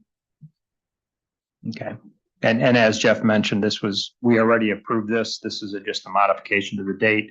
And this is an incentive, retirement incentive package that has certain thresholds that have to be met, which we'll discover later in this meeting have been met. Any comments or questions? Roll call. Mrs. Gaelick, Yes. Ms. Kwiatkowski, Yes. Ms. O'Meara, Yes. Mr. Dosen, Yes. Item passes 4-0. Item D, resolve to approve the Student Wellness and Success Plan as attached. May I have a motion? So So moved. moved. Oh, Second. I don't know how you want to handle that, Craig. So you get the first.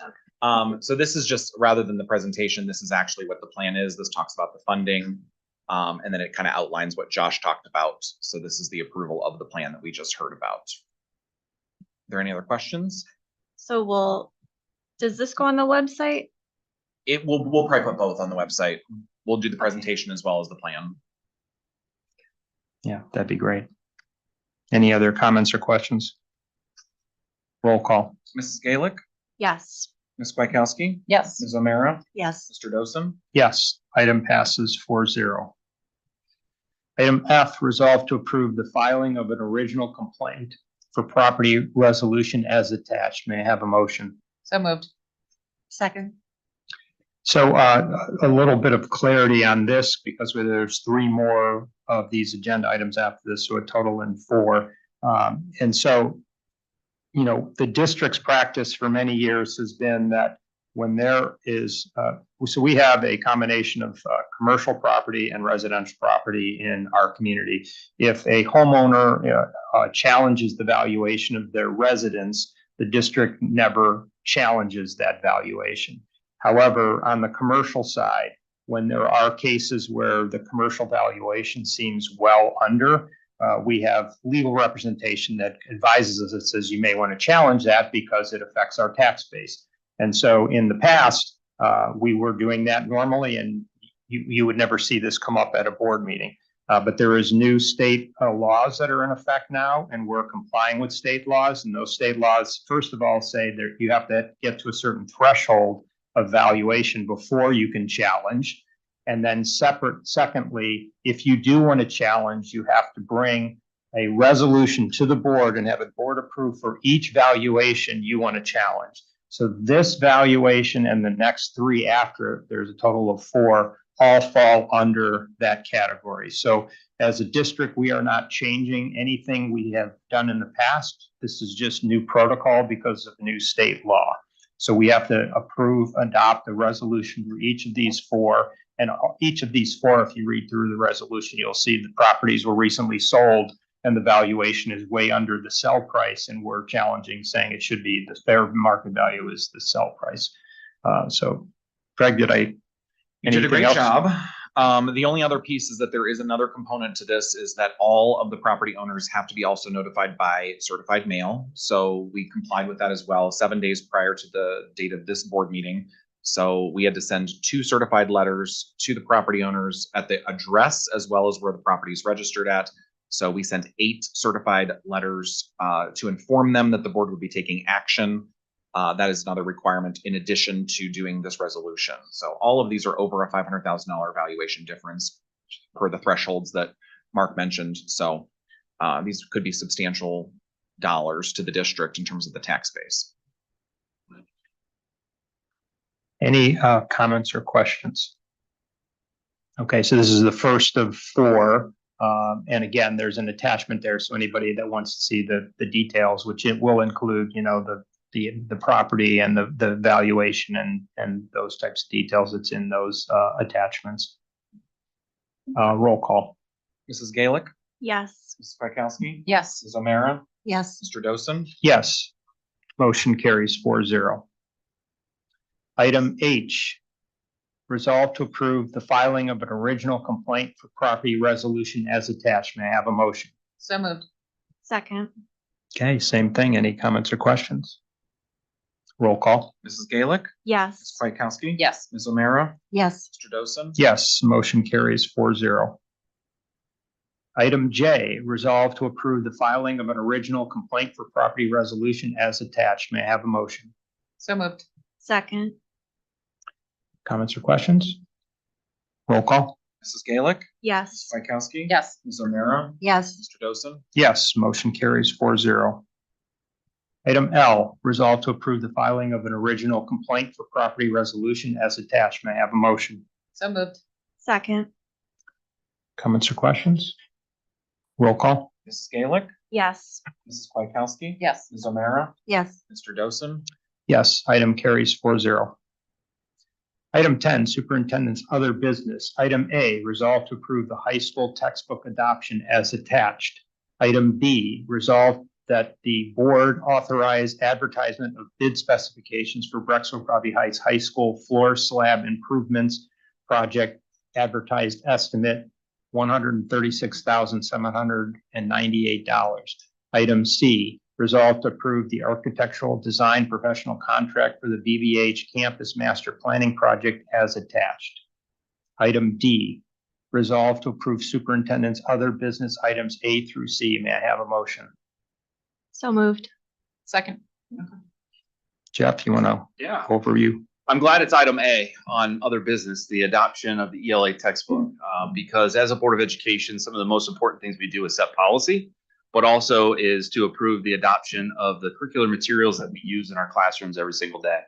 These are the items that I wish people came to board meetings and did public comment about and had conversations about the wonderful things happening in the classroom. These items were on public display for over 30 days in Dr. Martin's office, where we invite the public in to see the materials that will be used in the classroom. These in particular deal with a lot of our upper level ELA at the high school, some AP courses and the like. But I would tell you, this is the important work of the district. And, and it is a process that Dr. Martin and his team, as well as our staff, our teachers, put a lot of time into. And they go over these materials with a fine-tooth comb. And it's a great process to watch. Currently, we're talking about, it's separate from this, but we're talking about K-5 ELA with some changes in state legislation. And to watch the group of about 20 educators have conversations about the materials and what's best for students is truly powerful. So that's an important thing on our agenda that I would like to point out to people. Typically, when we have them on public display, I think this time we had 2 people come and review them, and they both happen to be on the Board of Education. So I thank those board members for doing that. Our district does, I will say, traditionally have more community members than the typical district. but I invite people to come. And sometimes it's an intimidating process because there's a whole rubric and everything else. We just want people to see the materials and touch and feel them and know that great things are happening in our classroom. The second item has to do with the slab on grade at the high school, the floor that has kind of adjusted and readjusted and needs to be leveled. So that's what that is dealing with, which we've talked about probably 4 or 5 meetings in a row. And we will talk more about next meeting when we do the permanent improvement presentation on where the district is spending the funds that are designated for permanent improvement. So just a little bit of a teaser for next board meeting. The item C is another exciting thing that's going on. Our master campus planning process is this is getting it moving. This is getting it rolling. This is a contract to go, if approved, we'll partner with AVG, which is Architectural Vision Group out of Cleveland. And they will be leading us through the process of seeing what we could possibly do with our campus here that compose of the middle school, high school, athletic fields, board office, and the Hilton building. So they are extremely excited to go into a partnership with us. This is not a one and done. This is not a process that we're going to do for 2 months and be over. It will be an ongoing process. But the goal is to have a campus master plan, part of the strategic plan, and the state of the schools address in October. So that's kind of our goal, and we hope to get it across the finish line. 2 important pieces to this is they will be bringing in 2 partners. One, to do a survey of our whole campus. In the past, we have had our campus surveyed when we built the high school. We had the area where the tennis courts were built surveyed, and its pieces and parted together. We do not have a survey of all of our acreage here, which is important for now and into the future with projects, and is it an expense that we would have to take on? And instead of taking on and piecemealing it together, we want one survey so it can be done, so that when we look at the different possibilities for the campus master plan on campus, we know what is realistic based on that survey. The other one, which is probably more impactful, is a traffic study. You've heard me speak about the traffic study that was done on the Mill Road corridor by both Brecksville and Broadview Heights. This traffic study is on-campus traffic study. So the engineering firm is going to come in. They're going to do all the magical things that they do. I'm not an expert in this area, but they are.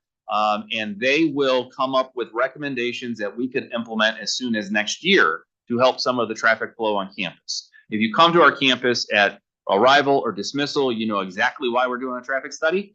And also in that, not only the immediate, but they will also be looking at the 15 to 20 year plan, as well as to if we redesign roads on campus to accommodate any additions or relocation of athletic fields or the addition of those things, they will lay that out.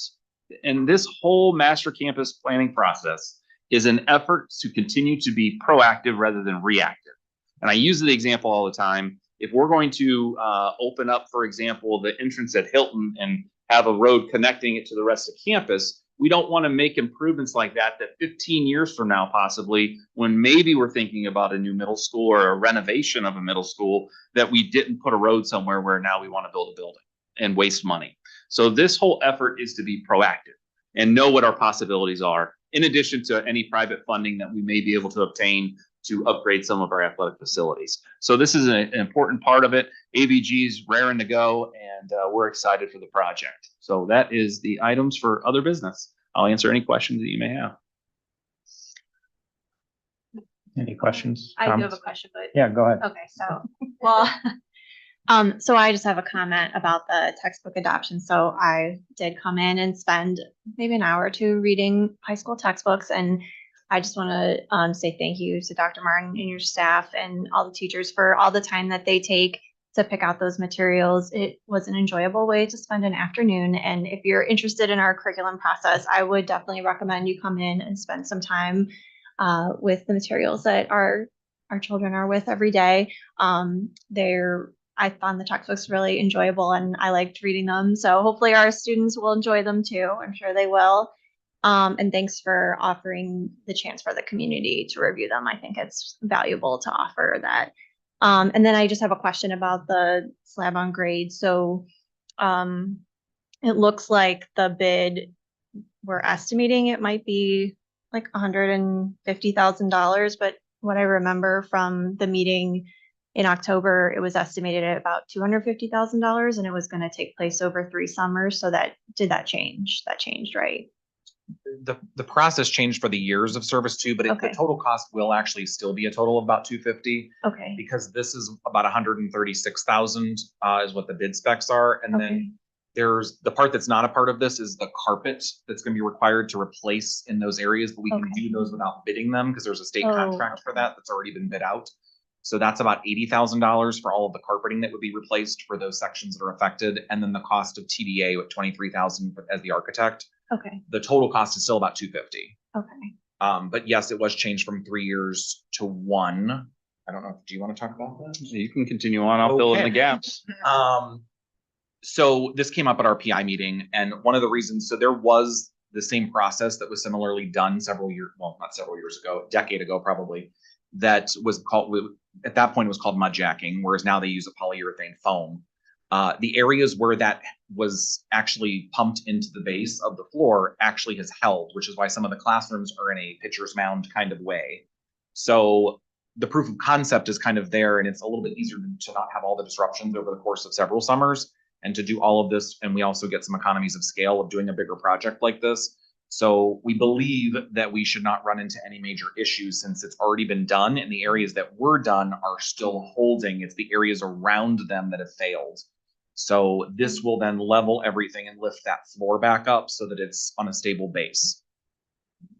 Yeah, and I mean, Yeah. the original plan was to do it over a few years because we weren't 100% certain it would work. Right. And Brian later discovered that this was done many years ago in one of the classrooms and it's held. So we actually have our proof of concept. So there's no need to do it in increments, and it's more effective to just do it all over one summer. Okay. This is one of those major things on our list of PI projects that we're going to be able to check off. It's been Right. talked about for some time, and now we can finally get to it. Right. Other comments or questions? I'll just take an opportunity to reiterate again on the master campus plan that it is for planning purposes only. This is not about, hey, we're going to design all these great things and then go back to the voters for a bond issue. That's not what that it's about. It's just proactively trying to figure out how we lay out our campus so as we incrementally do things, we don't do something that we have to undo later. Correct. And so that when we're thinking about allocation of resources and permanent improvement plans, our funds, we can pick some of the lower hanging fruit off and then plan for something in the future if it's the wish of the board and the community. And I would say too that it's one of the reasons why we picked AVG, because they kind of understood that vision. And some of the other firms that we interviewed kind of were looking more towards the big bond and things like that. And we were very clear about it not, at some point it may, 10, 15 years down the road, but right now we wanted the long-term relationship and they understood that part of it. Right. Very good. Okay, roll call. Mrs. Gaelick, Yes. Ms. Kwiatkowski, Yes. Ms. O'Meara, Yes. Mr. Dosen. Yes, motion carries 4-0. Item 11, superintendent's personnel recommendations. Item A, resolve to approve certified personnel recommendations. Item B, resolve to approve classified personnel recommendations. Item C, resolve to approve superintendent's consent items A through B. May I have a motion? So moved. Second. Well, Okay. we have quite the list here, so I want to just speak to a couple of things on here. One of which is the interim pupil services director. As you know, Lauren Broderick has been filling in for us due to a leave of absence. So she will continue in that fashion through the end of the school year for us, and has done an amazing job in helping lead the pupil services department and throughout the district. So we have been very fortunate to be able to have somebody of Lauren's caliber step in and help us not miss a beat. The next list of individuals below Lauren here are some of our unsung heroes. What I would tell you is we have brought to you tonight and know that these are in rotations. So just because you may see or your favorite administrator's name may not be there, it just may mean that their contract is not up. These individuals that are listed are current administrators throughout the district, some of which are here this evening. And I say they're the unsung heroes because there's not a harder place to be than middle management sometimes. And they are the ones that are boots on the ground and make sure that our buildings and our operations go off without a hitch. It's their job to remove the barriers that our staff faces in educating children. They are the people who find our community members sometimes at an emotional high because of different situations, and they talk them down. They provide just about every service you can imagine. So I may sound like I'm gushing over them, but I truly am, because the job they do goes unnoticed. It's only noticed when they don't do their job. And they've signed up for that, and they do a great job. Many of them I have met for the first time this year, but some of them I have known for years. And I think our district is extremely fortunate and lucky to have those individuals that are listed, as well as others that aren't up yet. But these individuals tonight that I bring you for recommendation for new 3-year contracts. As administrators go, we usually give a 3-year contract after their initial contract. So those are listed, as you can see. As we move down through, we have a few resignations, and then we have some retirements. That list of retirements, including one on the resignation, when you add up all the years of service, we are at like 398 years of service. It's simply amazing as you look. We have individuals with 35, 36, 37 years of service. They're coming to us from across the district. So why, if this is a destination district, why do we have so many people retiring? We have so many people retiring because the district has offered a retirement incentive with our teaching union. This is a win-win situation for both the individuals retiring as well as the district. So we want to thank each and every one of them for their many years of service. Many of them have been with us for decades. So thank you for the many years of service. You will be missed, even though they won't be in our buildings next year, unless we have to bring them in an emergency situation. They, you know, it's once a bee, always a bee, and they are always welcome here at Bressel Broadview Heights. We have a couple unpaid leaves at the bottom. So those are the certified recommendations I have for you tonight. Classified, I have one in particular I want to point out because I just talked about a bunch of retirees in the certified side. Well, I want to make sure I note Karen Taylor, head cook at our elementary school. After 27 years of service, she will be retiring. So if you have ever been in the elementary building and watched lunch operate, they are simply amazing. The amount of food that they can dish out and those kids can consume in a very highly effective manner. So thank you, Karen, for your 27 years of service, and thank you for helping us make the transition into the current elementary building.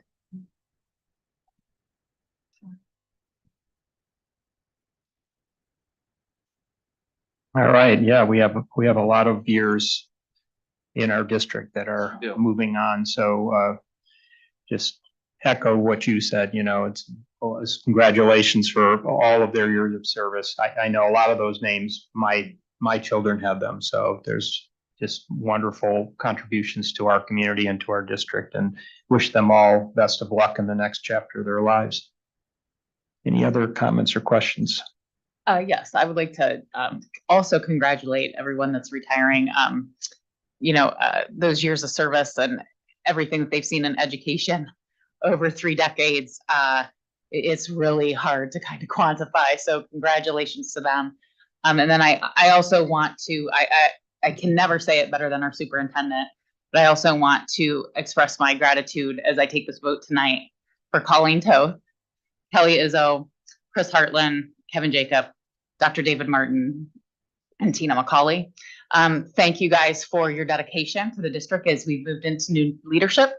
And as you guys kept the sails, you know, straight and us moving forward while Jeff was able to take the seat of superintendent and start to lead us in a new way. Your efforts were never unnoticed. And so what you do for students every day and what you do for the families every day is not unnoticed or unappreciated. So I just want to say that. And coming from your family, I congratulate you, and I am so grateful that you continue to do the work that is not easy. No. Thank you.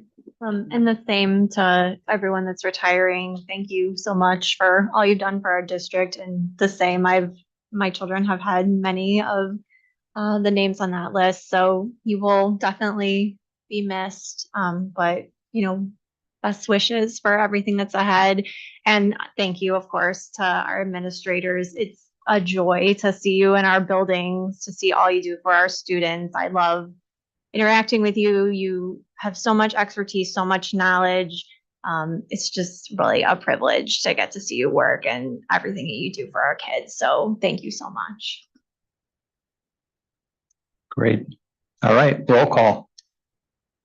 Mrs. Gaelic, Yes. Ms. Kwiatkowski, Yes. Ms. O'Meara, Yeah, Mr. Dosen. Yes, motion carries 4-0. Item E, resolve to approve supplemental personnel recommendations. May I have a motion?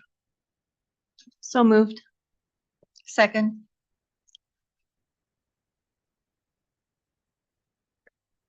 Hey, Jeff, any Nothing commentary? out of the ordinary, as coaches get certifications and as we're filling positions, you'll see here we have some lacrosse coaches, softball, some track and field. So I do apologize to the board. We had some small modifications to this list yet this morning, but everything is accurate and ready to go. So I appreciate your patience. As much as we try to plan ahead and have things on the agenda multiple days in advance, it always seems that something pops up. So thanks for your flexibility on taking a look at that during your workday. Any comments or questions? Roll call. Mrs. Gaelic, Yes. Ms. Kwiatkowski, Yes. Ms. O'Meara, yes, Mr. Dosen. Yes, motion carries 4-0. Item 12, Treasurer's Consent Agenda. Item A, resolve to approve the financial reports as attached. Item B, resolve to approve the Connect Service Provider Contract Addendum as attached. Item C, resolve to approve the RJ Kirkland Construction High School roofing contract as attached. Item D, resolve to approve the attached budget modifications to revenue and expenditures and to further authorize the treasurer CFO to amend the certificate of estimated resources and appropriations. Item E, resolve to approve the transfer request as attached. Item F, resolve to accept donations as presented. Item G, resolve to approve the minutes from the February 21st and regular board meeting as attached. Item H, resolve to approve treasurer's consent items A through G. May I have a motion? So moved. Second. Okay, Craig, you're up. Okay, 4 minutes or less. Here we go. Ready? you have the time. Yeah. Okay. We're going to give you a little latitude since you're wearing a purple shirt. Sure, promise. Okay, so I talked last month about how our real estate was altered a little bit. So we received different funds based on how that money kind of came into our district. So that's why February finished off a little bit less than what it normally is. This number of $11.3 million from local taxes is normally closer to $15 million. And this $8 million is usually closer to $11 million. Or no, sorry, the opposite way. So I've adjusted some of these as they've come through and made some corrections just because that'll be a permanent change. So overall, we brought in $12 million in revenues because again, our real estate taxes came in. So thank you everyone for paying your taxes. And then on the expenditure side, we spent almost $2.7 million in salaries. We spent $1 million in benefits, $539,000 in purchase services, $91,000 in supplies, and we did the advance, which was a total of $100,000 from last month. So we spent $4.4 million for the month. And the way this looks over here is a total of, we're expecting about $55.1 million in total revenues. And we will be updating our forecast in May, but these are from the November forecast comparisons. But our expenditures are also a little higher than what we projected. But right now we're still hovering around that break-even point as we kind of finish out the fiscal year, which is in June. So that is the overall picture of what we look like. Let's look at revenues as we compare from February of 23 to February of 24. We have a decrease. Again, this big decrease from last year, we got $15 million. This year we got 12 overall, and that's because of our property taxes and when they came in. So I kind of put that statement here as they moved the deadline for when your taxes are due, and that's what changed the cash flow for us. When we look at the expenditures from last year, we see a large decrease. And I had to go back and look at this. So I put this on here, but last year we had an accidental posting. So March is typically the 3-pay month. And last year we accidentally posted our first March payroll in February. So that's really why this looks a little bit off, which I kind of talked about last year. But really, I would say our expenditures were then pretty spot on when you take out that extra payroll. Because really there will never be, I don't think, 3 payrolls in the month of February. So that's just really, it was more of a clerical error that happened last year, but it overall didn't affect anything. And again, this is just a summary of kind of where we are in terms of where our forecast was, where our new projections are, whether we are unfavorable to the forecast. So we've got higher than expected expenditures at the moment, but we're also having higher than expected revenues. And one of those major items in revenue is interest earnings, which is great, right? So we have done better than projections, and we'll continue to watch how the Fed does, but I'll take the 5.7% in the bank at the moment in many cases, plus our investments. So we're doing well on that front. When we compare it from a fiscal year to date perspective, we are looking at, I was like, why is it not zooming out? There we go. Fiscal year to date from last year, we were on the revenue side of 43 million. Again, that's a large part of those real estate taxes, but this year we brought in a total from July until current of $40.1 million. As of last year, this time we've spent $35 million. And again, that's kind of skewed because of that extra payroll. But this year we spent 34.7. So again, we're basically tracking very close on expenditures, which is a good thing as we try to control some of those costs. And that is all for the financial report. The contract provider addendum that we have is that our district currently has 1 gigabyte of fiber. And as you know, we have continued to add devices to our network. It's been recommended that we move from 1 gig of service to 2 because we have all of these. We have the one-to-one devices. All the interactive flat panels are now on. And it's not that we're really at the cusp of where our bandwidth is being strained, but we're getting closer and closer every year. So the recommendation, this is an E-ratable amount. So it's the cost of this says $33,000. That's not an additional $33,000. We're currently paying $26,000 for the 1 gig of service. So it's just really the difference, but this will amend the contract to move that from a 1 gig connection to a 2 gig connection. The roofing contract, this is just the actual contract. We approved the bids last month. So this is just the official approval of that signed contract. At the same amounts that you saw, this was the low bidder in that process. So that's just finalizing that. We also have our estimated resources adjustments and appropriations adjustments. So these are modifications to athletics. I mean, all of the funds really, but athletics, student activities, as they've done more fundraisers or less fundraisers, we're making those adjustments to the budgets. And we will do maybe one more of these before June 30th. We'll see how everything kind of pans out, but we will do at least one more for sure when we close out the fiscal year, which will align all of our budgets and our appropriations with how much money we brought in. But this is just modifying and adjusting the budgets for compliance with the county auditor's office. And then the transfer request, this was talked about last month. We opened up that capital projects fund for the campus master plan. We are going to move $800,000 out of the permanent improvement because that's where the money went into for the sale of the properties that we had with the project from the elementary school. So that $800,000 will kind of get segregated out into the 070 fund, which now appears on our cash position report, so that money can be used specifically in the capital or the campus master planning process. So if, for instance, Hilton does get demolished, we would use that money out of the 070 fund instead of the permanent improvement fund. And then lastly, minutes are last, but donations. We've got some great donations. Equipment donation to girls lacrosse of $4,800, cash donation to girls softball for $1,200, and another $1,200 as well. So thank you to the donations we received this month. And then lastly are the minutes from the last board meeting. Are there any questions? Good though. That was good. It was good. See, Josh, that's how it's done. Yeah. Wait, I have a question.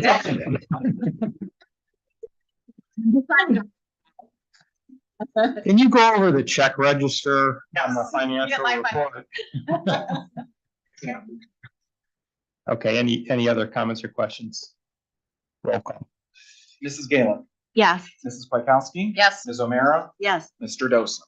Yes, item passes 4-0. Item 13A, executive session. Item A, resolve to enter into executive session per Ohio Revised Code 121.22, item G, for the purpose of preparing for, conducting, or reviewing negotiations or bargaining sessions with public employees concerning their compensations or other terms and conditions of their employment per board policy 0166, item E. May I have a motion? So moved. Second. Roll call. Mrs. Gaelic, Yes. Ms. Kwiatkowski. Yes. Ms. O'Meara, Yes. Mr. Dosen. Yes, we will now be in executive session. Thank you all for attending. We'll conduct no other official business other than adjourn.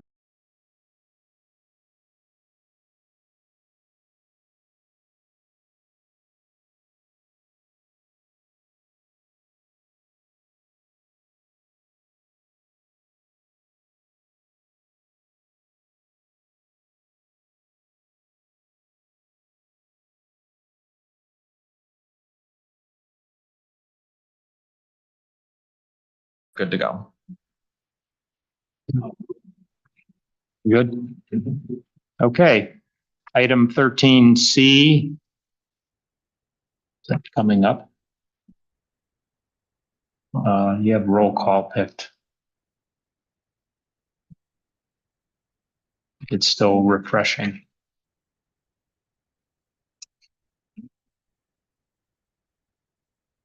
Did you get logged out?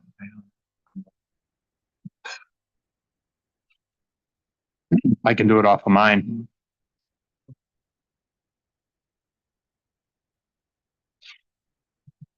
You want me to just do it off of mine? Yeah, that's fine. All right. Item 13C, resolve to exit executive session. May I have a motion? So moved. Second. Roll call. Mrs. Gaelic, Yes. Kwiatkowski, Yes. Ms. O'Meara, Yes. Mr. Dosen. Yes, we are now out of executive session. Item 14A, closing items. 14A, announcements. I'm waiting for that to come up. I might be stuck here too. Well, It's just. oh, here it the comes. next- Yeah. The next regular meeting of the Board of Education is scheduled for Wednesday, April 24th at 6 p.m. That's a change. It was originally the 17th, so we pushed it back to the 24th. So please make note of that. Item B, resolve to adjourn the meeting. May I have a motion? So moved. Second. Roll call. Mrs. Gaelic, Yes. Kwiatkowski. Yes. Ms. O'Meara, Yes. Mr. Dosen. Yes, the meeting is now adjourned. Have a good night, everyone.